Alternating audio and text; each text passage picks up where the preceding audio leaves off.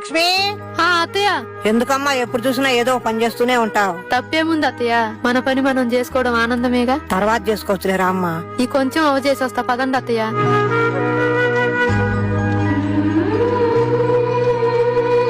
ఏమ్మా, నా దగ్గర చిల్లర లేవులే గాని బీడీ కట్టక డబ్బులు ఉన్నాయా?